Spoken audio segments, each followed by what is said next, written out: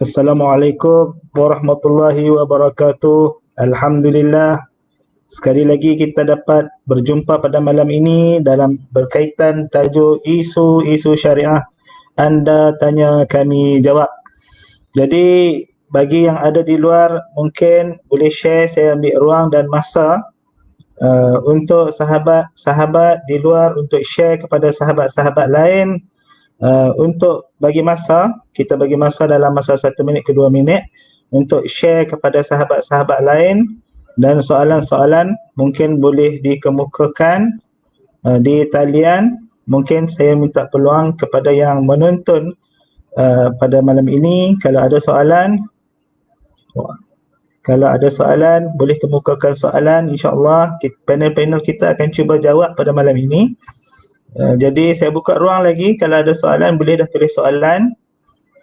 Saya buka ruang lagi, minta share kepada sahabat-sahabat yang lain.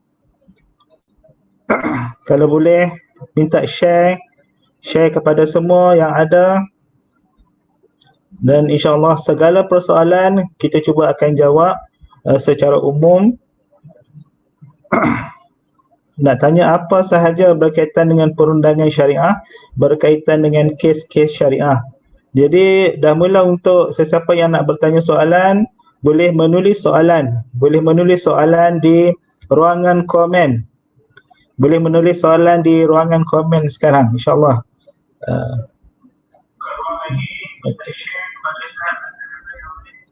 Okey, saya bagi ruang lagi. Okey, kalau ada siapa ni? Najwa Yusfa Nizhas. Kalau ada soalan boleh di-share di ruangan komen. InsyaAllah. Okey, pada malam ini kita akan bersama dengan Tuan Hamdi, pengerusi PJSM bagi negeri Kedah, dan juga kita akan bersama dengan Tuan Zulmi, iaitu pengerusi Persatuan Peguam Syar'i bagi negeri Perlis. Jadi kalau ada soalan boleh tulis sekarang di ruangan komen. InsyaAllah kita akan cuba jawab pada malam ini.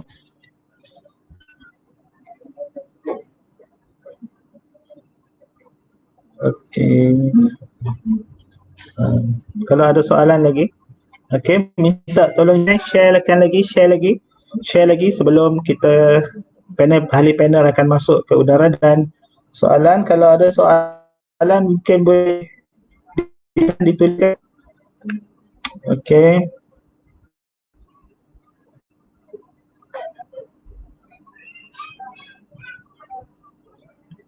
Minta share lagi. Jadi kalau ada soalan-soalan yang nak tanya, insyaAllah boleh tolong type sekarang. Apa sahaja persoalan berkaitan dengan syariah? Okey, ada satu soalan. Okey.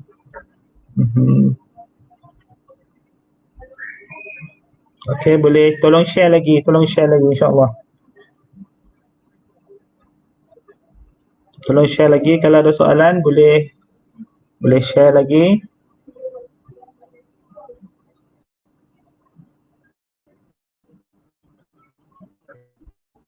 Share kepada sahabat-sahabat yang lain untuk memberi ruang dan peluang.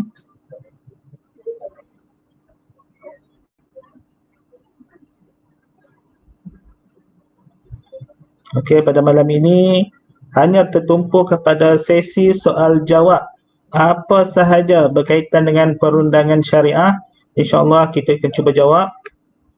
Jadi minta tolong share kepada kawan-kawan yang lain.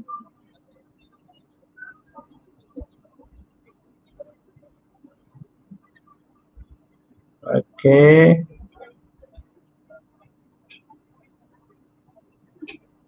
Okey.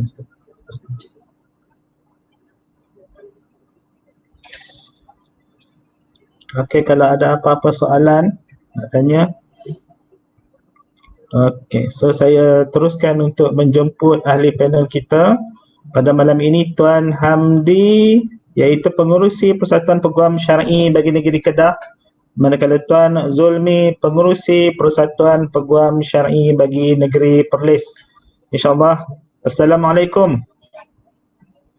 Waalaikumsalam. Okey, dengarkah? Okey, alhamdulillah.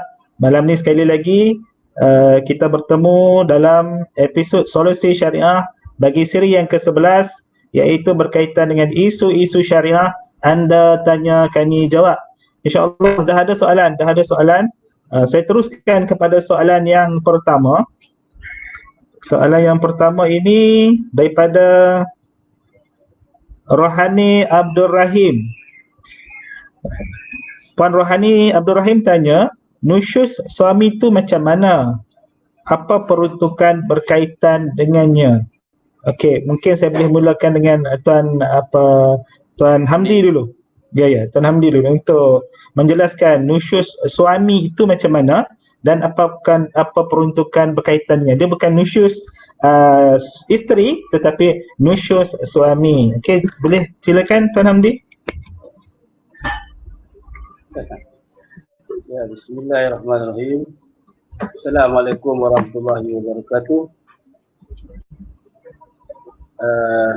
Alhamdulillahirabbil alamin.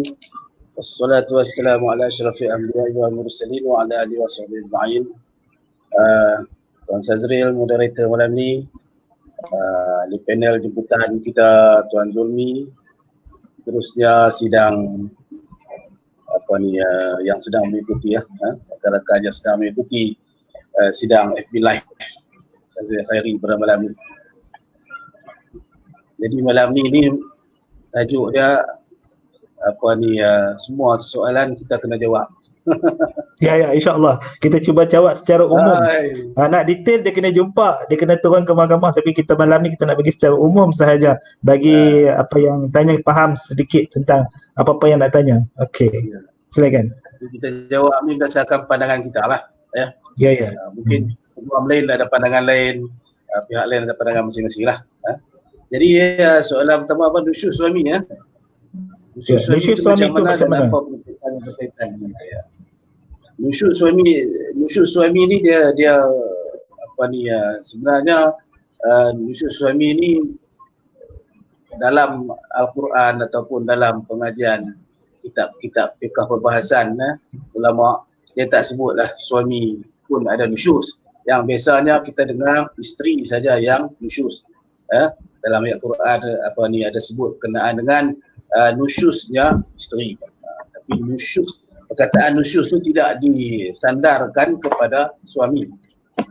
Tapi walau bagaimanapun apa yang kita boleh faham daripada maksud nusyuz suami adalah suami yang tidak menjalankan tanggungjawabnya kepada isterinya dan anak-anak. Suami yang tidak mengabaikan nafkah pada isterinya, ini adalah suami yang kita boleh katakan sebagai suami yang nusyuz.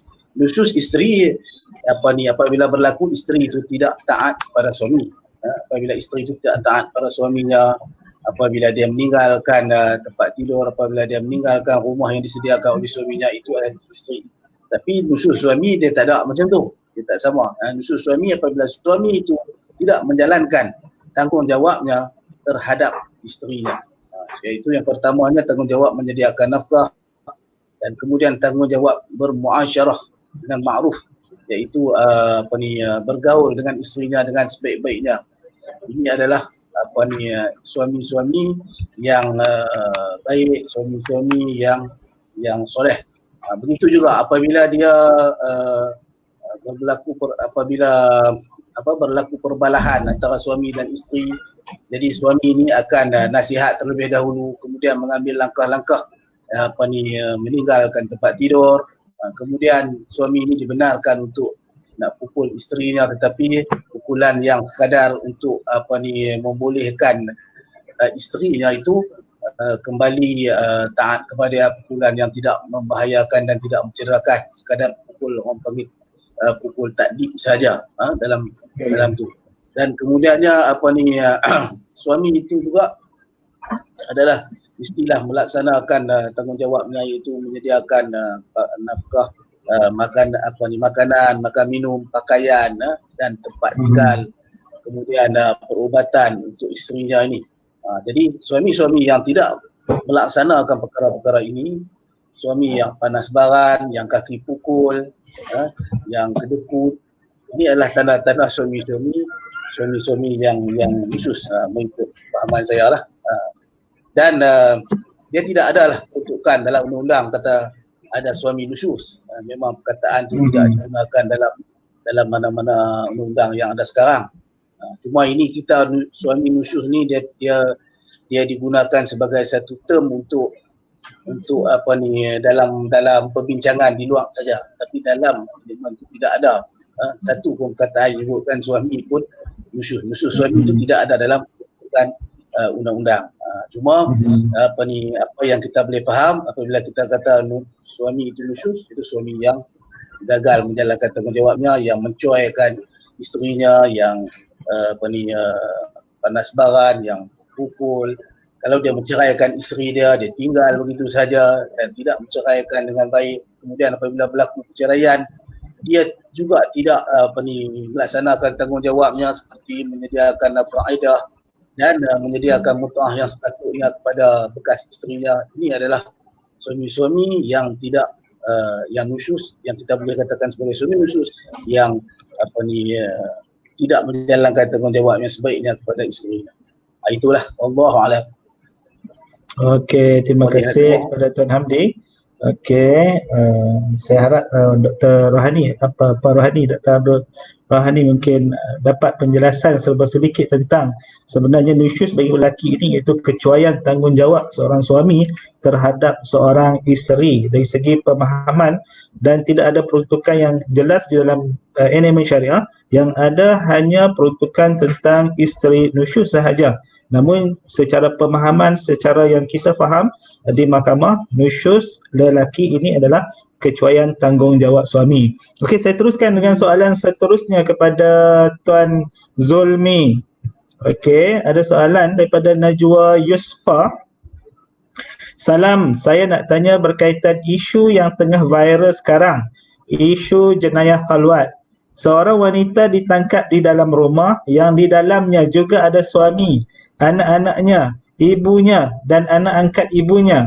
Adakah dalam keadaan itu wanita itu dikira melakukan jenayah khalwat? Terima kasih. Kes viral ni. Mungkin Tuan Zulmi boleh urai, kalau nak urai kes ni masih dalam siasatan dan sebagainya. Mungkin Tuan Zulmi boleh jawab, insyaAllah. Assalamualaikum warahmatullahi wabarakatuh.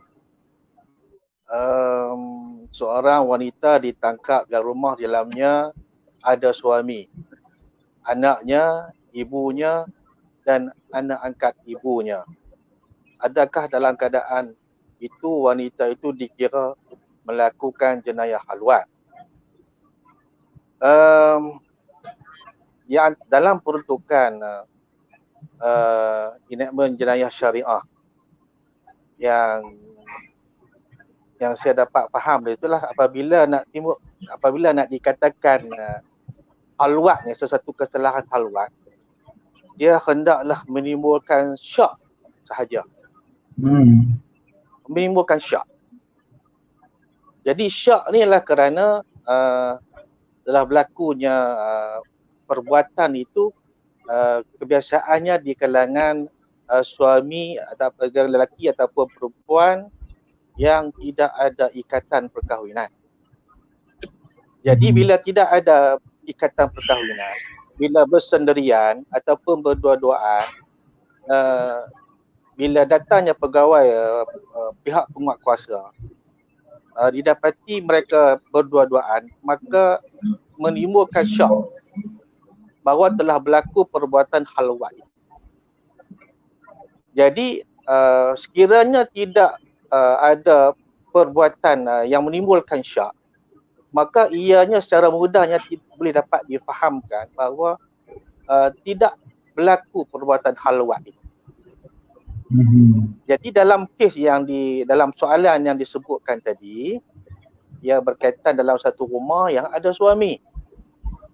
Jadi adakah dalam keadaan ditangkap itu yang dikatakan khalwat telah menimbulkan syak yang menyebabkan pihak berkuasa itu membuat satu operasi menangkap?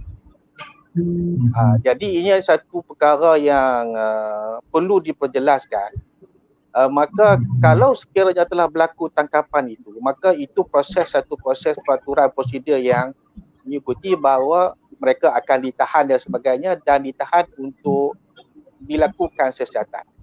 Sekiranya ada kes, maka mereka akan dituduh di mahkamah syariah di bawah kutukan ataupun kesalahan haluan.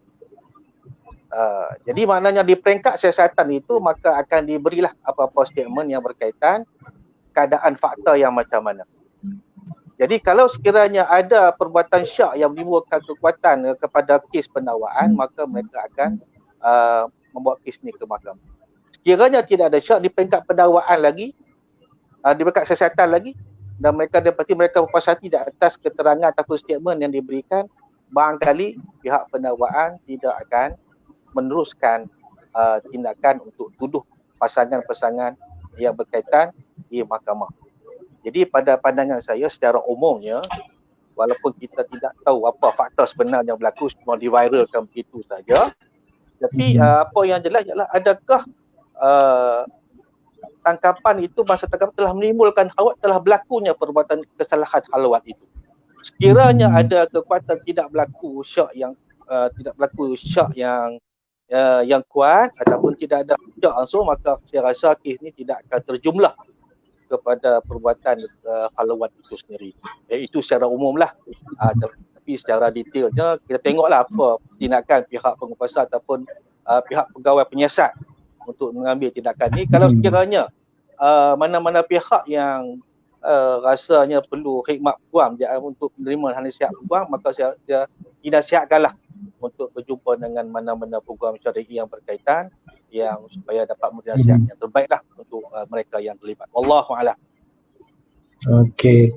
Terima kasih pada Tuan Zulmi, dan saya teruskan, kalau boleh yang mana menonton pada malam ini bebas untuk mengemukakan apa sahaja soalan berkaitan dengan hak tasawuf pencarian, berkaitan dengan kes-kes mal, berkaitan dengan jenayah syariah. InsyaAllah kita cuba untuk menjawab pada malam ini, dan sila type di ruangan komen.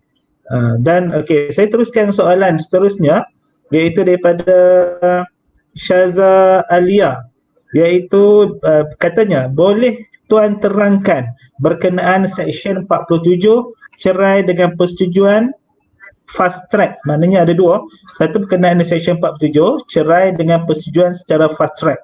Okey, boleh Tuan Hamdi untuk jelaskan? Okey, silakan. Bismillahirrahmanirrahim.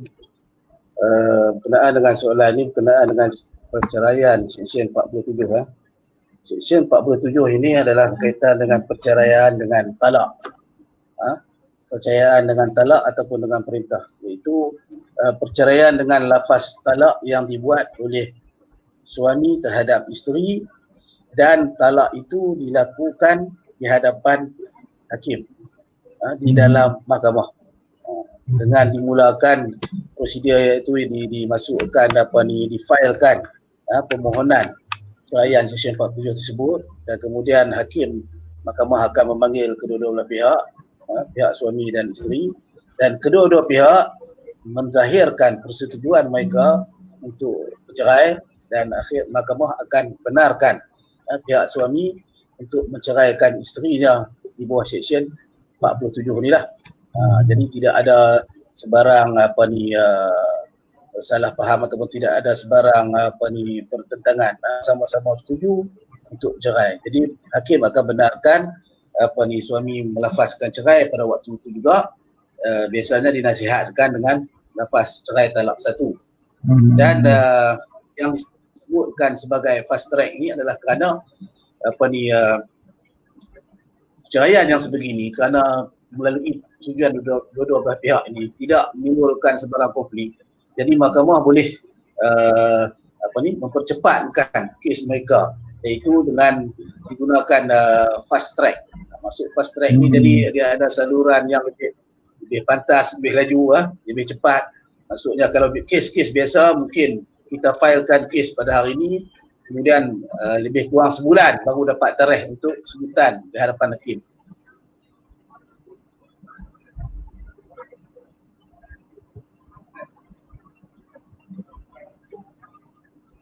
Tuan Hamdi, adakah masih di talian Tuan Hamdi?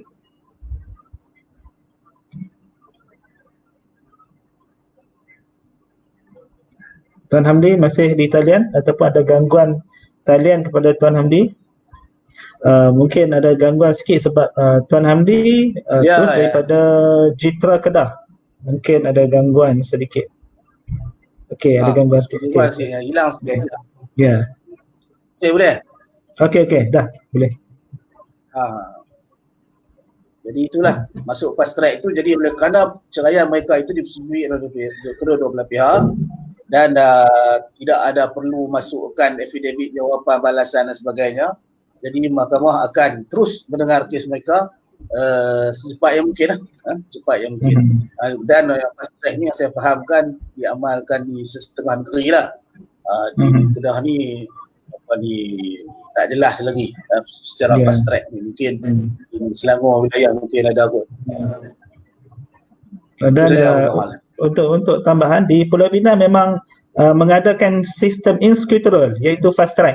Inscrutorial ni bermaksud maknanya apa-apa persetujuan bersama boleh difailkan pada hari itu dan direkodkan sebagai perintah pada hari itu juga bagi pasangan-pasangan yang bersetuju sahaja. Dia dibuat dia dipanggil sebagai inscrutorial yang dikatakan dengan fast track tadi. Dan Kedah saya tak pasti sebab di Kedah pun ada komputer juga. Tak pasti pendaftaran itu adakah terus untuk melafaz cerai dan sebagainya. Mungkin negeri-negeri lain adalah yang berbeza lah. Okey, saya teruskan soalan pada malam ini. InsyaAllah soalan daripada sebentar ya, ada tertengah. Okey. Sudah saya. Sebentar ya, tertinggal soalan atas. Okey. Assalamualaikum warahmatullahi wabarakatuh. Sekiranya tuntutan daripada Hafizuddin Wahid, sekiranya kes tuntutan nafkah masih sedang berjalan sepanjang tempoh tersebut di mana pihak plaintiff boleh memohon untuk bantuan kebajikan sementara menunggu keputusan mahkamah selesai. Ini Tuan Zulmi kot. Ini adakah soalan ni ataupun bagi kenyataan? Sekiranya kes tuntutan nafkah masih berjalan sepanjang tempoh tersebut di mana pihak plaintiff boleh memohon bantuan kebajikan sementara menunggu keputusan mahkamah selesai, ini maknanya kes interim. Tuan Zulmi pula hilang sebab di utara pada hari malam ini cuaca tidak begitu elok. Ada gangguan sikit dari segi cuaca. Tuan Zulmi juga dah hilang. Okey, mungkin diteruskan oleh Tuan Hamdi dari segi perintah interim nafkah interim. Okey, Tuan Zulmi sudah masuk semula. Okey, sana Tuan Zulmi. Okey, Tuan Zulmi masuk semula.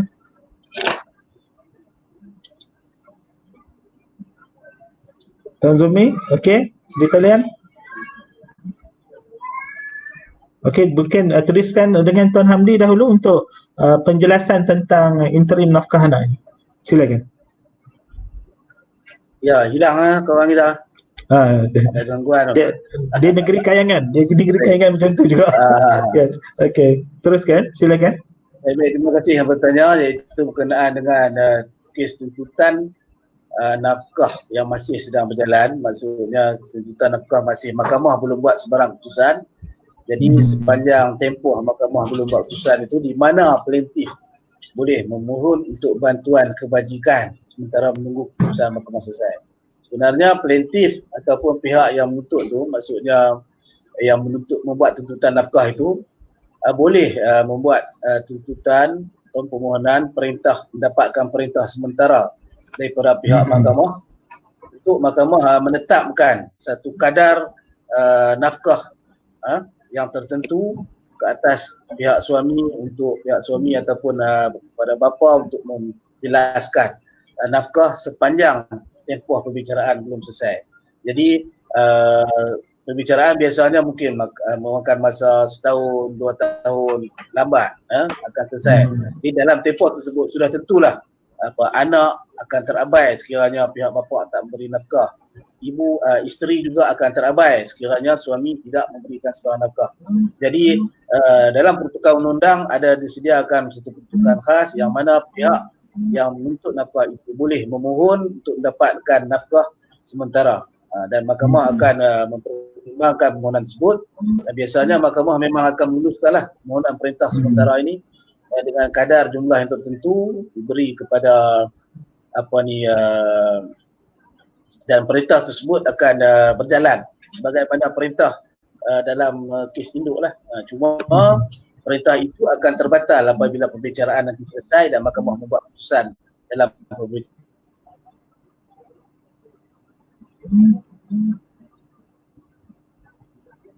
Tuan Hamdi, adakah masih di talian? Terdapat gangguan juga pada malam ini.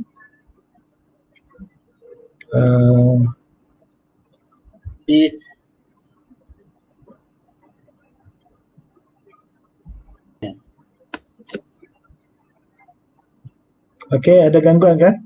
Dia terputus, talian masih terputus. Kita tengok Tuan Zulmi. Ada gangguan ni, okey boleh lah. Ni okey boleh lah. Okey. Tuan Zulmi masih lagi ada gangguan. Tuan Zulmi masih ada gangguan. Dia kena ruqyah lebih sikit ni. Okey, tak apa. Sementara menunggu Tuan Zulmi, kita teruskan soalan seterusnya. Mungkin Tuan Hamdi boleh menjawab, insya-Allah. Kita cuba berbincang bersama. Okey. Hak hadanah ibu gugur apabila berkahwin lain. Bagaimana ibu tersebut nak dapatkan hak hadanah tersebut walaupun dia dah berkahwin lain? Okey. Ini hilang kilaikan hak jagaan anak. Jadi mungkin boleh berkahwin lain lah. Ya, berkahwin lain. Ya. Okey, silakan. Memang terdapat dalam peruntukan undang-undang dan juga sebenarnya terdapat dalam hadis Nabi. Tu Tuan Zulmi muncul tu.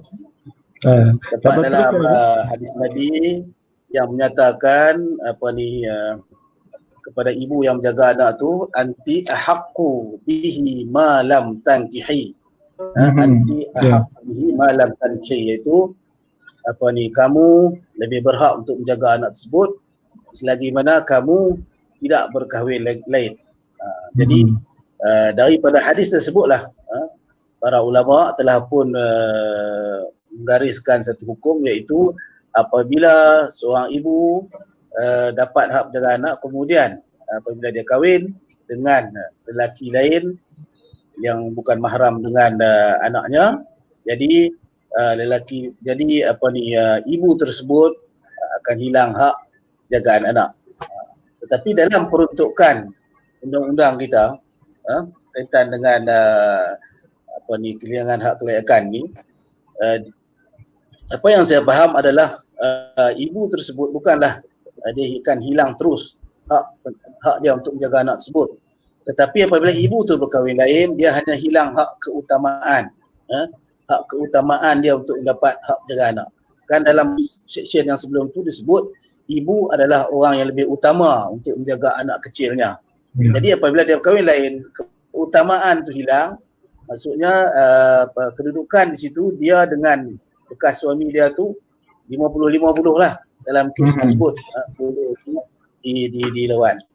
Tapi apapun mahkamah dalam kes hak jaga anak ini akan memberi pertimbangan kepada kebajikan anak tersebut terlebih dahulu. Inilah keutamaannya. Kalau ibu terkahwin lain pun, ibu perlu membuktikan kepada mahkamah fakta-fakta yang menunjukkan bahawa dengan anak itu dijaga oleh dia, anak tersebut akan lebih terbela, kebajikan anak tersebut akan lebih dijaga berbanding kalau ibu tersebut serahkan kepada pihak bapa. Jadi pembuktian itulah yang mahkamah perlukan, kerana prinsip dalam mahkamah hak anak tersebut yang diutamakan, kebajikan anak tersebut, kepentingan anak tersebut yang diutamakan. Walaupun status ibu itu dah kahwin lain, tetapi kalau dia boleh buktikan bahawa tidak ada masalah untuk dia nak menjaga anak tersebut, malah kalau anak tersebut diletakkan dengan bekas suaminya, mungkin bekas suaminya pun tempat tinggal pun tak jelas, mungkin bekas suaminya tu duduk pun tumpang rumah orang dan sebagainya, dan dari segi akhlaknya tidak berakhlak secara Islamiah.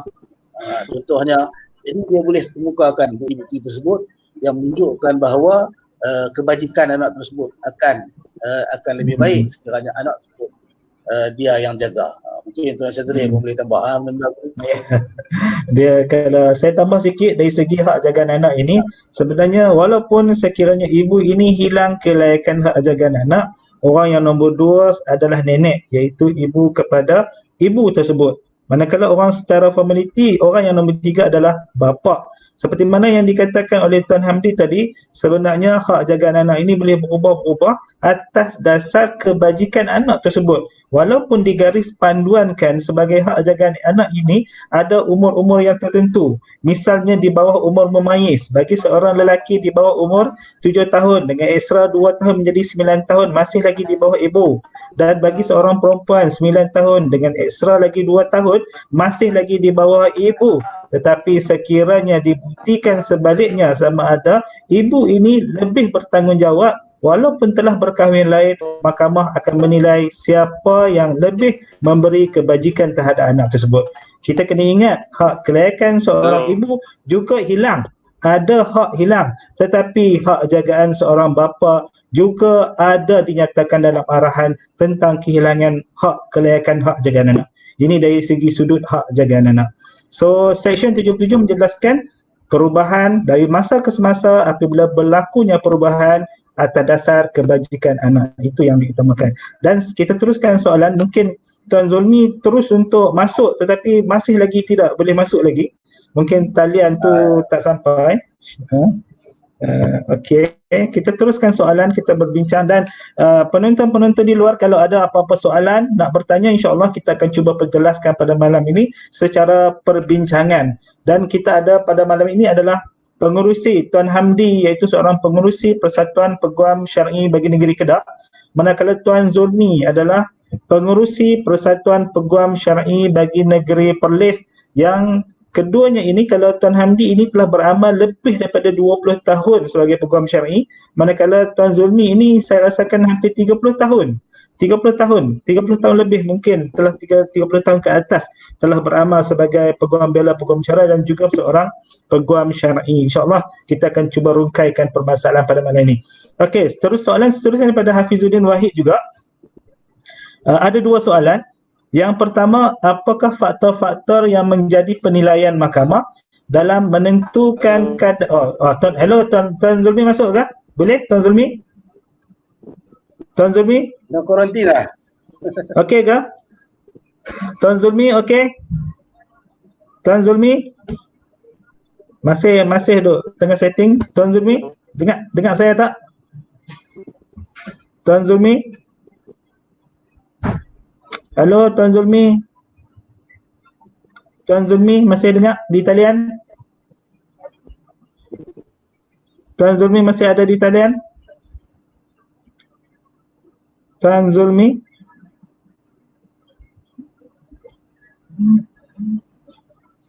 Tuan Zulmi boleh dengar ke?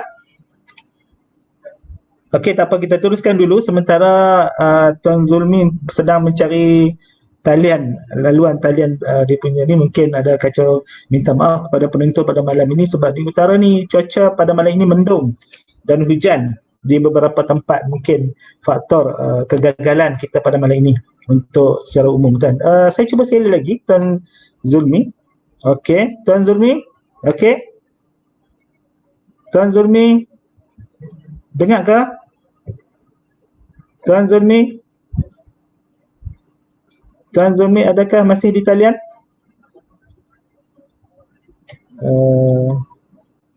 Okey, masih lagi dalam kata usaha untuk ke udara. Okey, tak apa, kita teruskan juga dengan Tuan Hamdi. Apakah faktor-faktor yang menjadi penilaian mahkamah dalam menentukan kadar harta sepencarian? Okey, kita tanya soalan yang itu dulu. Okey, jadi kalau ikut dibaca sekali, adakah berkaitan? Apakah kesan daripada persabidan nusyuz kepada seorang? Adakah memberi kesan kepada tuntutan nafkah, hadonah dan lain-lain sekalinya bercerai? Okey, kita pergi kepada soalan yang pertama dahulu. Apakah faktor-faktor yang menjadi penilaian mahkamah dalam menentukan kadar harta sepencarian? Soalan nombor 1 dulu. Okey, silakan. Tuan. Ya. Bismillahirrahmanirrahim. Baik, dalam kes-kes tuntutan harta sepencarian, mahkamah pertamanya akan meneliti faktor-faktor. Yang pertamanya mestilah harta-harta yang dituntut itu mestilah harta yang diperolehi dalam tempoh perkahwinan pasangan suami isteri tersebut.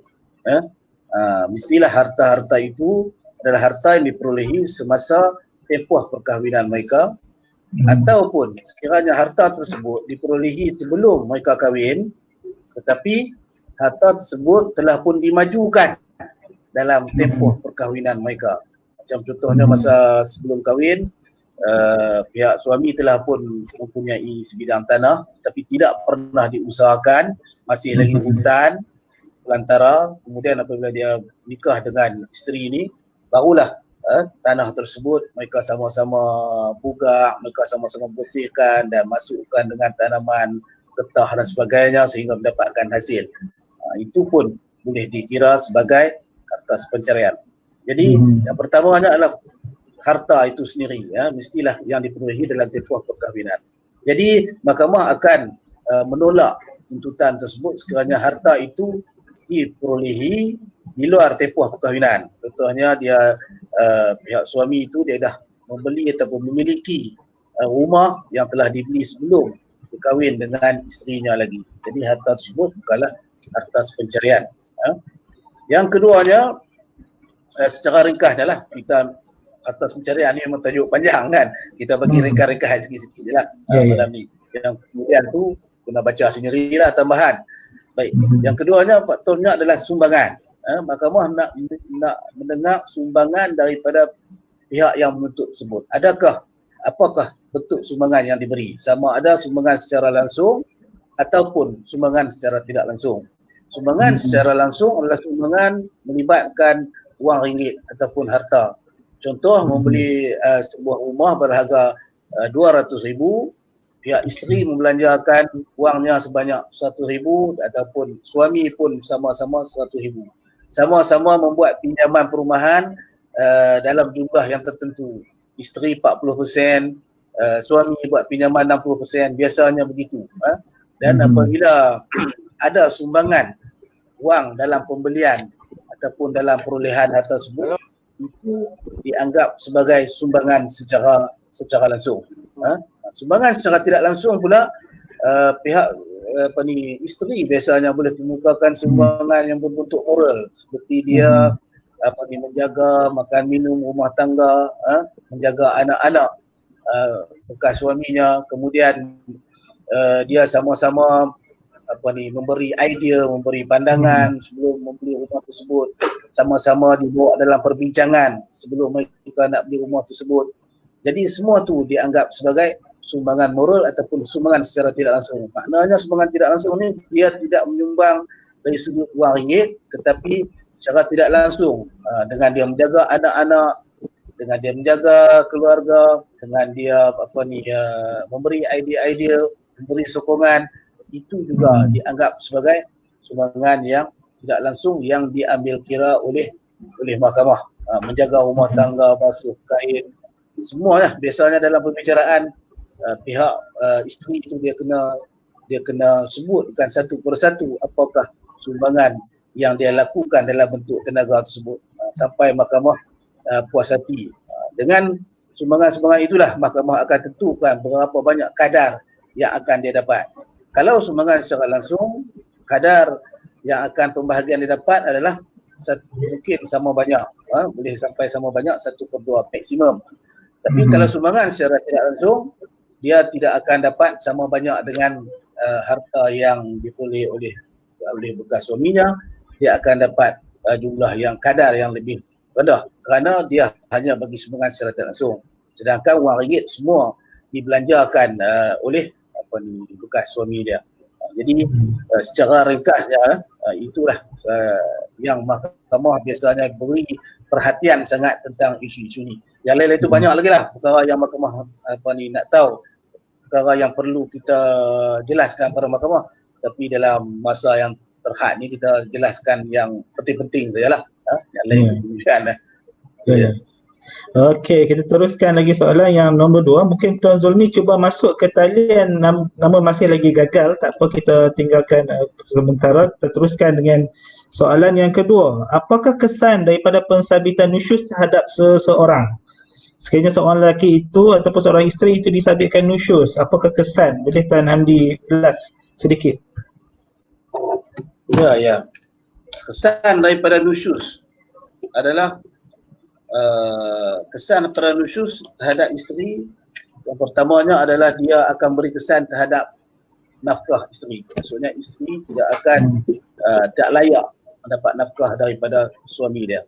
Kalau isteri itu nusyus dan dia cuba membuat tuntutan kepada mahkamah bahawa suami dia telah gagal memberi nafkah, kemudian terbukti dia sendiri yang nusyus, dia sendiri yang meninggalkan rumah perkahwinan, ataupun dia sendiri yang tidak mahu mengikut suaminya ke tempat suaminya berpindah ke rumah-rumah yang disediakan oleh suaminya, maka mahkamah akan menggugurkan tuntutan tersebutlah, tuntutan nafkah tersebut, kerana seorang isteri yang nusyus dia tidak layak mendapat nafkah daripada suaminya. Tapi dari sudut lain, dari sudut hak penjagaan anak dan sebagainya, sebenarnya dia tidak memberi kesan. Dia tidak memberi kesan yang besar lah, mungkin kesan yang kecil saja, tidak sampai menjejaskan tuntutannya. Kalau kalau nusyus dia itu boleh menjejaskan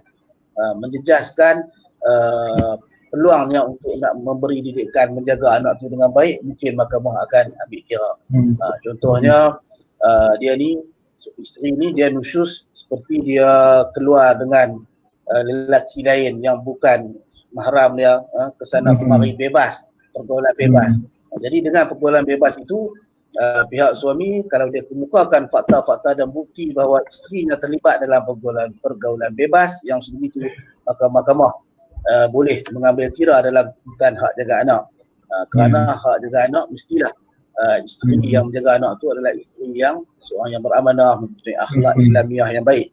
Kan? Jadi dia ambil kira. Tetapi kalau nusyus hanya sekadar bergaduh sesama tanda-tanda nusyus yang bergaduh sesama sendiri, bertengkar sesama sendiri, itu biasanya perkara itu tidaklah memberi kesan yang besar dalam kes-kes amanah. Itu juga dalam kes yang lain, nusyus ni tidak memberi kesan yang besar. Tetapi dalam kes nafkah dia memberi kesan pada keseluruhan kes tersebut. Zulmi pemain tu.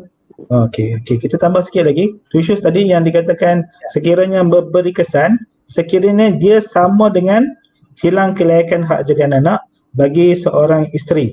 Kalaulah ada kaitan dengan hilang hak jagaan anak, barulah dia akan memberi efek kepada hak jagaan anak. Tapi sekiranya tidak ada senarai ataupun kesalahan-kesalahan dilakukan seperti mana dalam hilang kelayakan anak, masih tidak memberi kesan, hanya memberi kesan kepada nafkah diri. Jadi saya rasa soalan yang kedua itu pun telah terjawab, iaitu tuntutan nafkah hadonah dan lain-lain sekiranya bercerai. Ini pun tidak memberi efek sebenarnya, dan harta semberceraian pun tidak memberi efek. InsyaAllah kita teruskan dengan soalan seterusnya kepada Tuan Zulmi. Tuan Zulmi, dengar ke? Ya, lain tak clear. Tak jelas. Dia kena pusing area kena pusing. Dah? Okey. Soalan. Soalan daripada Zalis Bowlers. Mungkin Cik Zalis dia tanya soalan. Mungkin Tuan Zulmi boleh jawab. Assalamualaikum, saya ingin minta pencerahan ini saya tak pasti apa dia. Sekura ya seorang lelaki berkahwin dan disaksikan oleh ibu adik lelaki. Sekiranya seorang lelaki berkahwin dan disaksikan oleh ibu adik lelaki dan dua saksi dan tidak berdaftar dengan pejabat agama, padahal lelaki tersebut telah beristeri dan mempunyai anak, apakah status perkahwinan tersebut? Mohon pencerahan. Terima kasih. Silakan. Pertama sekali kita kena tengok rukun nikah. Rukun nikah ni ialah soal yang pertamanya pasangan lelaki, itu pasangan perempuan, dua orang saksi yang adil, yang keempatnya wali, yang kelima ialah lafaz ijab dan qabul lah. Kalau sekiranya majlis itu memenuhi rukun-rukun nikah, maka sahlah nikah tersebut. Ya. Jadi yang ni kita kena lihat kepada rukun nikah. Sekiranya tidak cukup syarat apa ni rukun-rukun nikah dan syaratnya, maka boleh jadi nikah itu tidak sah. Itu kita kena lihat baliklah semula fakta dia macam mana. Kadar melibatkan dan disaksikan oleh dua orang adik lelaki dan dua orang saksi yang tidak daftar. Maknanya sekarang ni mana lagi rukun-rukun yang lain? Rukun walinya macam mana? Rukun lafaz.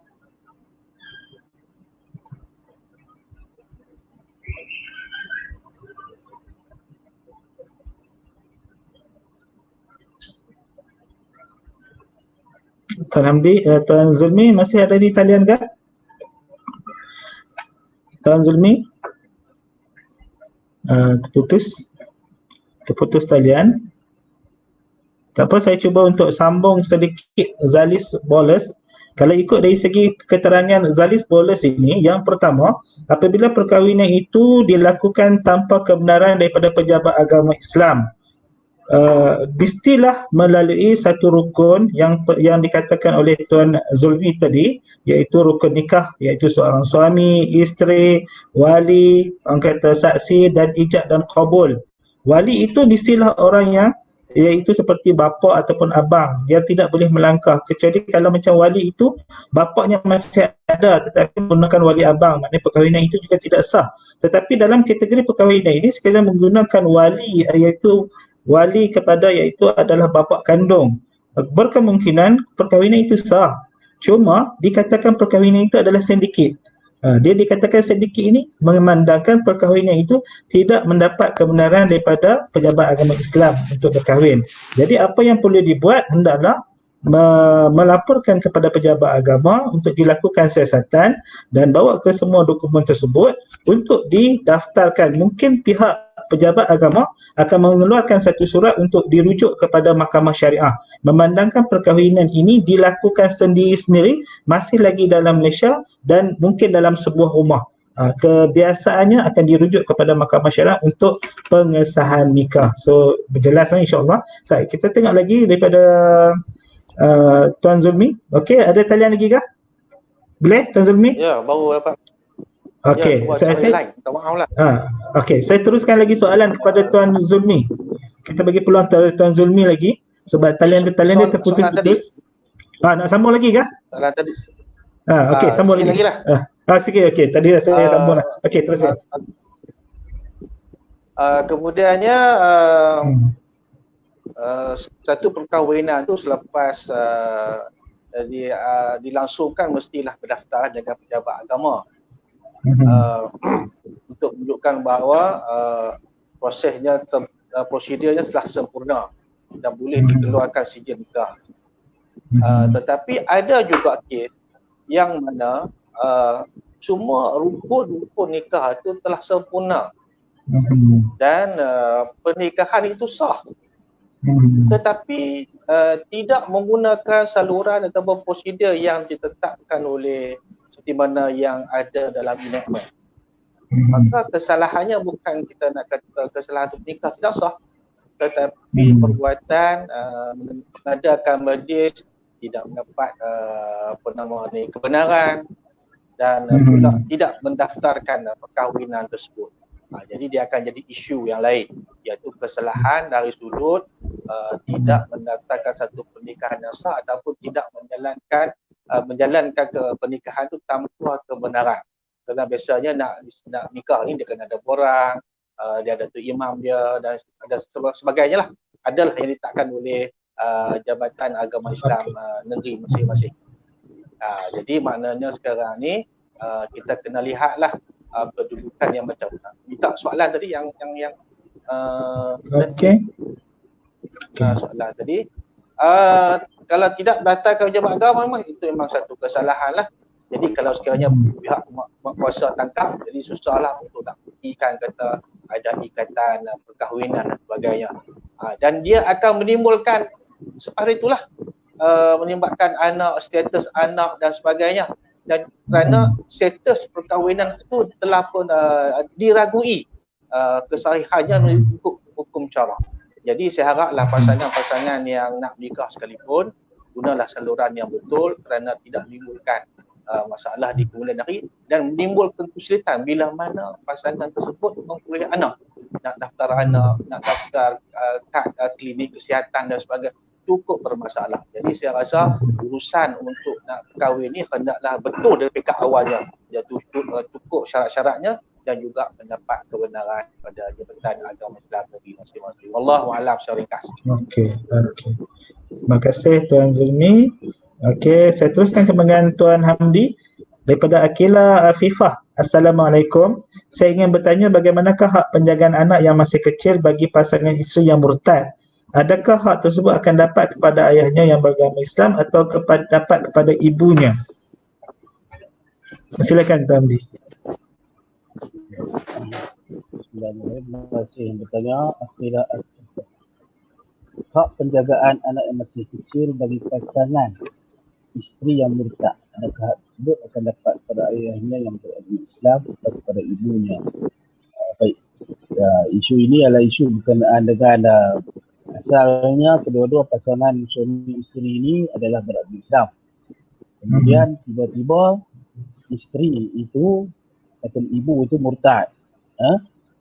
Jadi ayahnya ataupun suami masih kekal beragama Islam. Maksudnya salah seorang saja yang murtad. Jadi bagaimanakah dengan hak penjagaan terhadap anak yang masih kecil? Ya. Dan secara umumnya hak penjagaan anak yang masih kecil ini biasanya diberi kepada ibu, ya, daripada ibu. Kerana ibulah yang lebih berhak untuk menjaga anak yang masih kecil tersebut. Kerana sifat ibu yang penyayang, tambahan kalau anak tersebut bawah umur 2 tahun memerlukan susu dan sebagainya.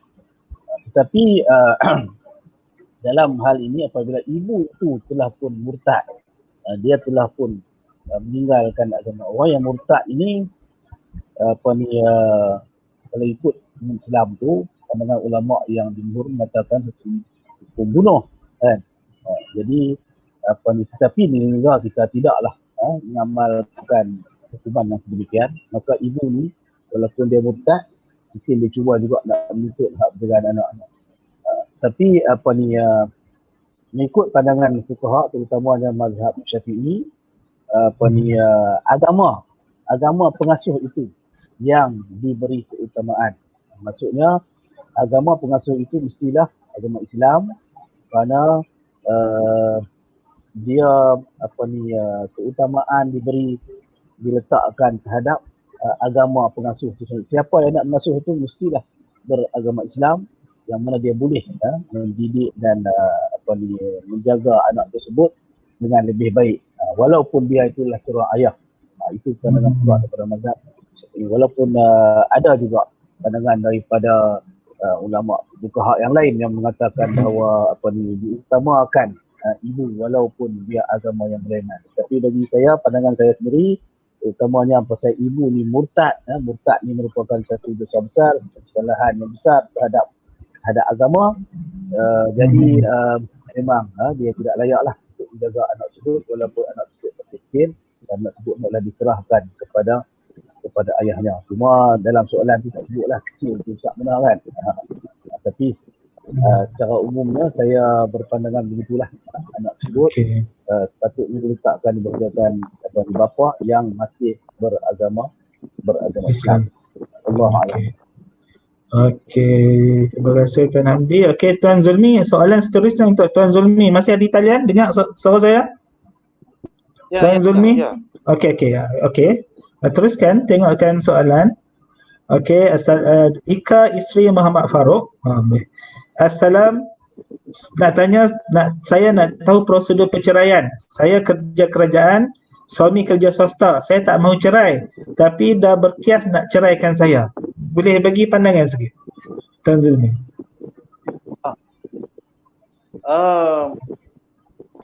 Dia ada dua keadaan lah. Pertama sekali, secara biasa, secara bersetuju sama. Jadi pihak-pihak hendaklah memohon ke mahkamah untuk nak bercerai secara persetujuan bersama. Kemudiannya tak kira sama ada bekerja di sektor kerajaan ke swasta ke apakah, prosedurnya tetap sama. Boleh memohon perceraian dan hakim akan membenarkan perceraian itu, dan mestilah bercerai itu di hadapan hakim. Sekiranya bukan di hadapan hakim, dikira sebagai bercerai tanpa kebenaran hakim dan boleh dikenakan denda sekiranya didapat putusan. Kemudiannya si isteri ni dia tak mahu bercerai, tapi suami yang berkias nak ceraikan dia. Saya nak nasihatkanlah dalam peringkat ini supaya pihak-pihak ini merujuk kepada pihak kaunseling terlebih dahulu di pejabat agama masing-masing supaya jalan penyelesaian dapat dicarilah oleh pasangan yang berkenaan dengan cepat-cepat cerai. Walaupun suami itu berkias, tapi saya rasa seelok-eloknya puan boleh merujuk masalah ini kepada pihak kaunseling di jabatan agama masing-masing, dan pihak kaunseling dia akan bagilah pandangan dan juga nasihat-nasihat yang lebih baik untuk mencari penyelesaian masalah yang tepat. Jadi maknanya rujuk dululah ke bahagian kaunseling dan bincanglah dengan suami supaya masalah ini sudah dibincang dan dirujuk kepada bahagian, dan pegawai kaunseling akan memberikanlah penjelasan lebih rinci dengan kaedah, prosedur dan sebagainya, dan barangkali perkahwinan itu dapat diselamatkan. Okey, saya teruskan sekali lagi dengan Tuan Zulmi juga. Tadi Tuan Hamdi dia cover soalan Tuan Zulmi, jadi dia kena bagi seri balik. Okey, daripada Syaza Alia, kenapa fasakh susah nak dijatuhkan oleh hakim? Tuan Zulmi masih ada di talian? Tuan Zulmi?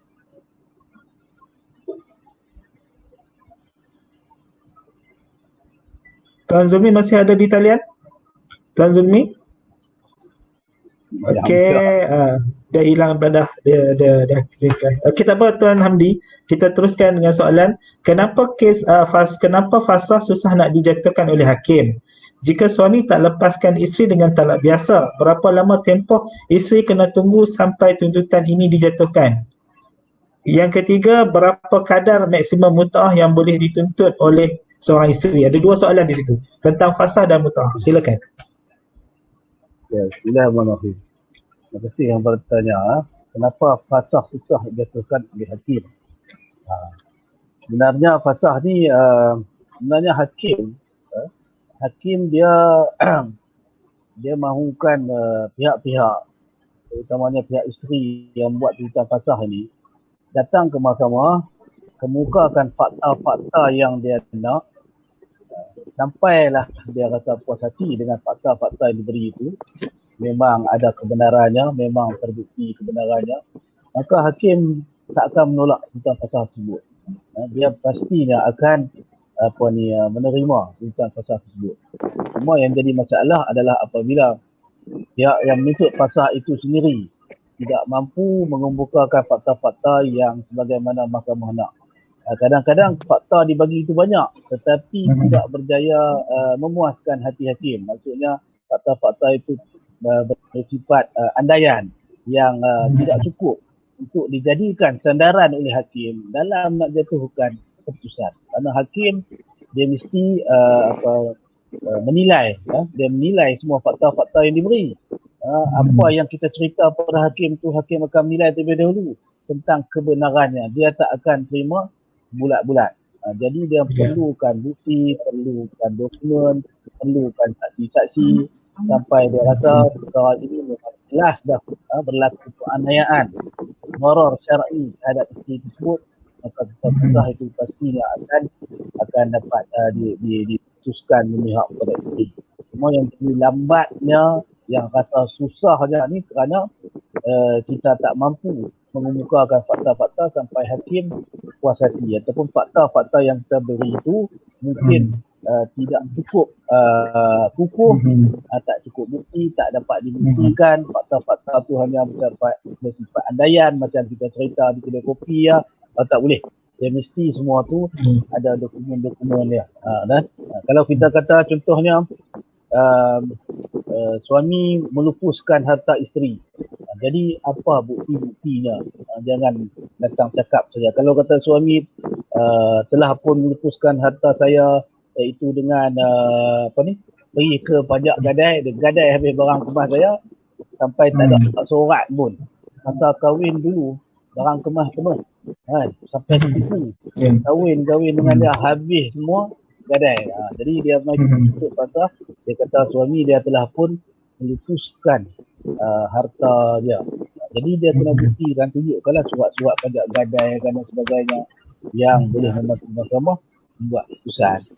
Itulah yang jadi lambat dan sebagainya tu mungkin dari sudut fakta yang kita tak berjaya bagi, dan kemudian mungkin dari sudut prosedur kita perlu bantuan daripada peguam, kena lantik peguam supaya lancar perjalanan kes tersebut, dan hakim akan mendengar kes kita, fakta-fakta yang kita beri itu dengan tenang dan sabar. Tapi kalau kita tak diwakili peguam dalam keadaan kita sendiri pun tidak menguasai prosedur-prosedur mahkamah, sudah tentu perbicaraan itu akan mengganggu, hakim akan terganggu sedikit sebanyak dengan kelancaran perbicaraan tersangkut dan tersangkut sini. Hari ini sepatutnya bawa kat sini, tak bawa pula. Hari ini sepatutnya kamu kena bawakan dokumen tak bawa pula. Jadi benda-benda itulah yang mengganggu kelancaran proses perbicaraan, yang menyebabkan perbicaraan itu mengambil masa yang terlalu panjang. Itu soalan dia tu kan? Okey, soalan tu je. Yang ni kita bagi depan Tuan Zulmi untuk beliau cuba jawab. Tuan Zulmi? Okey, Tuan Zulmi? Dia terputus pula. Tuan Zulmi? Tuan Zulmi? Adakah masih di talian? Tuan Zulmi? Nampaknya masih lagi terputus. Dia jadi talian tu tak apa nak clear. Tak apa, mungkin Tuan Hamdi teruskan untuk mut'ah. Mungkin malah esok kena live dengan dia seorang. Nanti kita set dengan dia seorang. Okey, Tuan Zulmi, Tuan Hamdi boleh teruskan dengan soalan nombor 3, berapa kadar maksimum mut'ah yang boleh dituntut oleh seorang isteri? Kadar maksimum. Setakat yang saya tahu tidak ada kadar yang maksimum lah, bolehlah tuntut sampai banyak mana pun.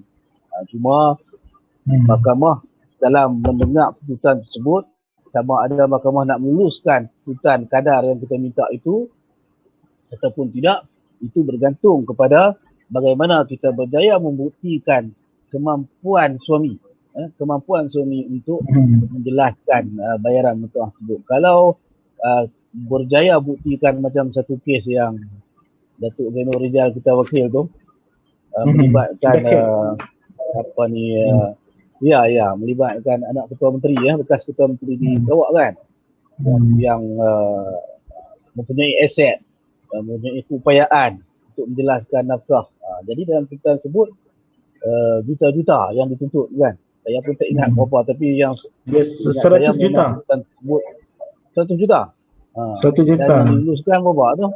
30 juta. 30 juta. Jadi kalau suami kita tu memang berkemampuan, seorang yang kaya, kita boleh tuntut. Tetapi kalau suami kita tu dengan kerja makan gaji, pendapatan pun sederhana ataupun dia pun B40 sahaja kan. Sekarang kita kena pakai lagu tu. Dia tak boleh pakai dah rendah, sederhana, tinggi. Dia B40, M40, C20 dalam kes mahkamah pun. Kalau suami pun B40, jadi mahkamah tengok-tengok, kamu kemukakan pendapatan suami hanya B40 saja, layak dapat BS, bantuan sara hidup, BERIM dan sebagainya. Jadi tuntutan mutuah itu mahkamah tak akan ikutlah tuntutan kita. Kadar yang kita minta tu dia akan bagi mengikut kemampuan suami. Kemampuan suami. Kalau suami itu mungkin dalam kategori T20, mungkin kita akan dapat tuntutan yang lebih tinggi. Itulah yang penting, kena sentiasa simpan dokumen-dokumen tentang pendapatan suami, dan itu boleh membantu mahkamah memenuhi tuntutan yang dibuat. Okey, seterusnya soalan. Kita cuba ringkas-ringkaskan soalan. Tuan Zulmi masih untuk cuba masuk ke talian namun masih lagi gagal. Tuan Zulmi, okey? Dah timbul dah gambar Tuan Zulmi. Tapi masih lagi. Apa, saya teruskan soalan sikit lagi mungkin. Hello? Tuan Zulmi? Tuan Zulmi? Masih putus-putus. Kita teruskan soalan secara ringkas. Assalamualaikum, saya nak tanya, kalau suami berkias nak ceraikan saya tapi tak dicerai. Cuma dia kata dia suruh saya cari pengganti dia dan dia kata kita buat hal masing-masing. Jatuh ke talak? Cerai berkias. Dalam istilah fiqah disebut lafaz kinayah. Dia tak panggil berkias, dia panggil kinayah. Iaitu lafaz yang mana suami tidak menggunakan perkataan cerai ataupun talak. Dia sebut macam yang dalam ni lah. Dia kata dia suruh cari pengganti dan dia kata kita buat hal masing-masing. Jadi dalam kes yang sebegini, untuk nak mendapatkan kesahihan, saya nasihatkan puan failkan kes di mahkamah tuntutan pengesahan lafaz cerai. Jadi di dalam tuntutan tu nyatakan tentang apa yang berlaku, apa yang kata-kata yang suami sebut tu. Suami sebut macam mana, apa yang dia kata.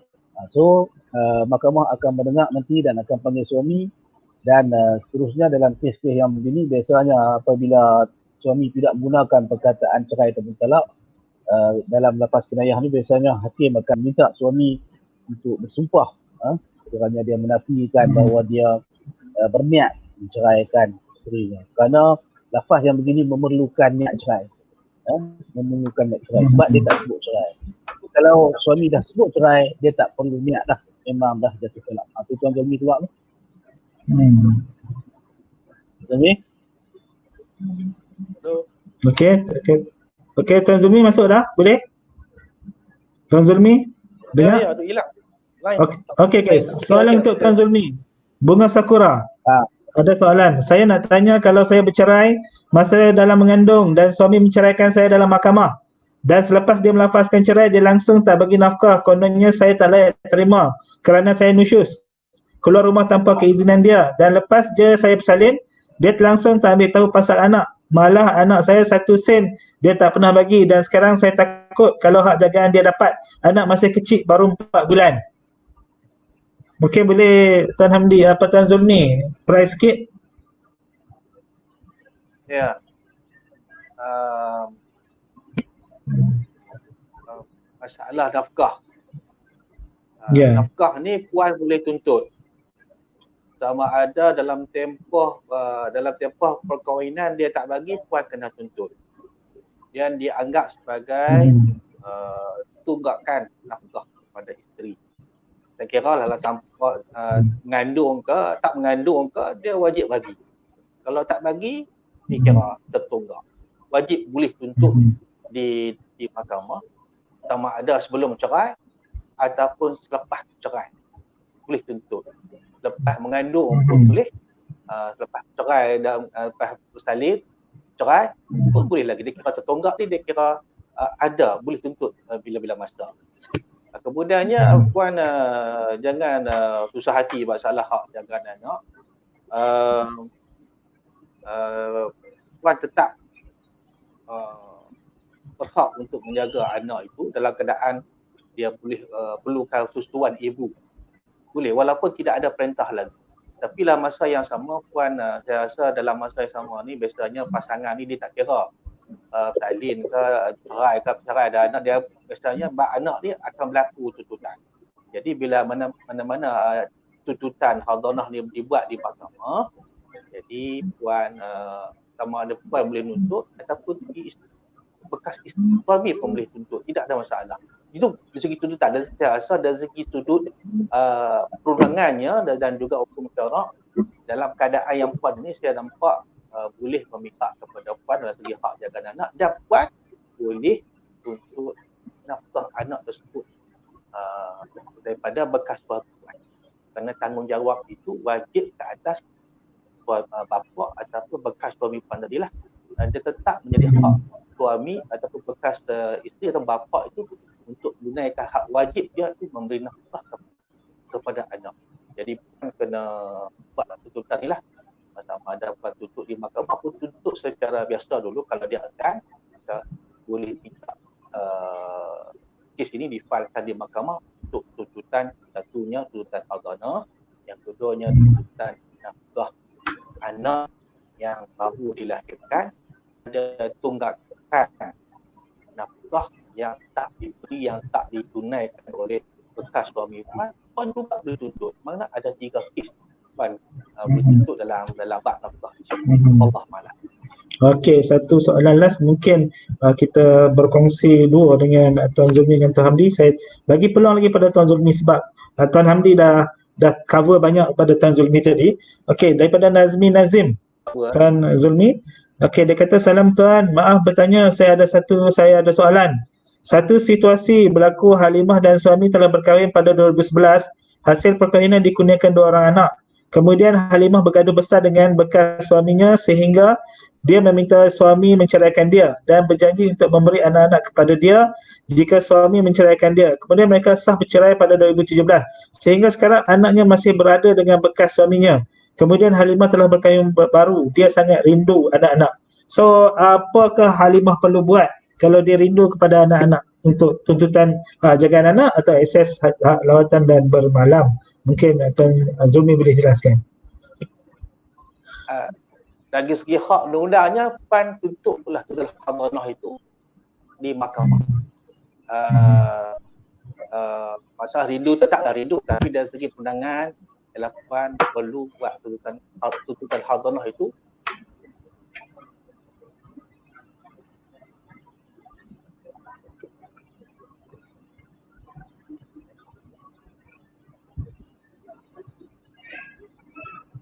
Tuan Zulmi, masih ada di talian?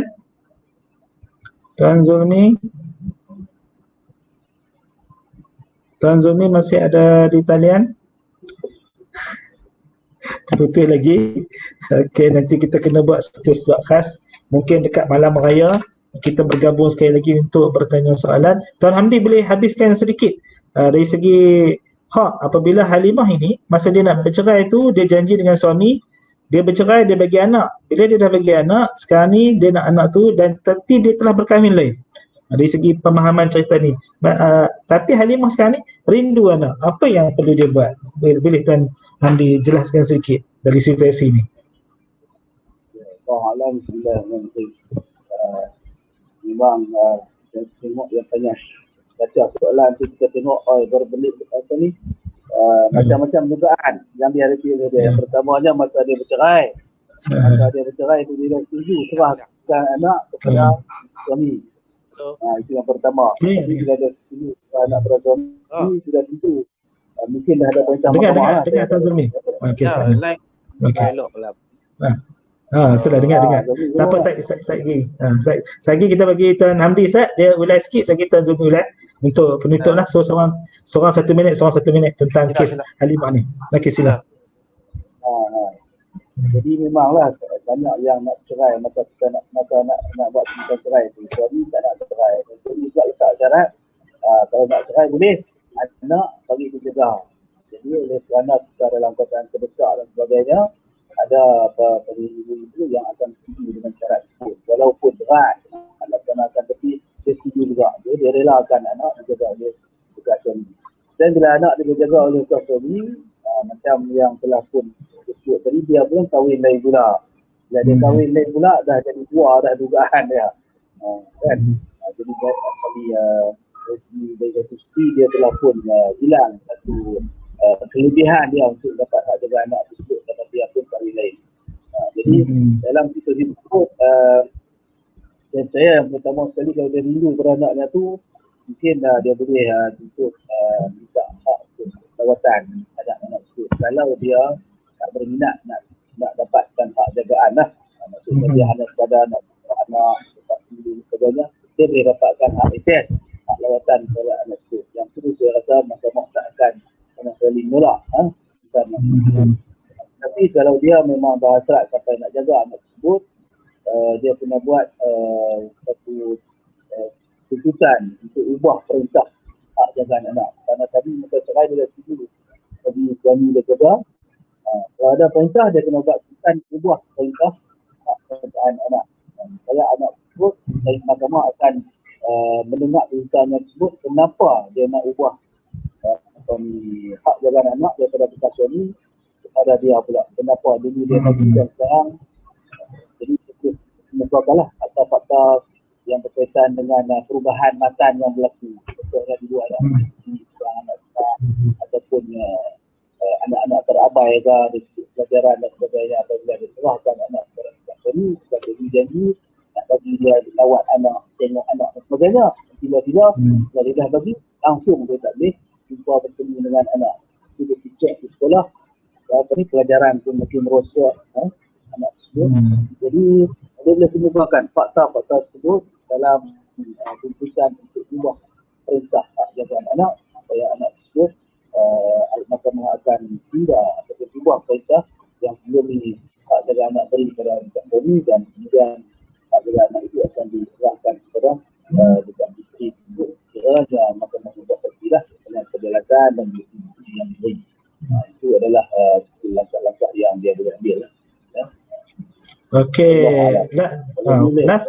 last pada Tuan Zulmi untuk kata dari segi macam mana sekiranya seorang itu telah hilang kelayakan anak tapi beliau masih merindui anak dan untuk dapatkan hak jagaan anak. Tuan Zulmi boleh last kali untuk penggulungan.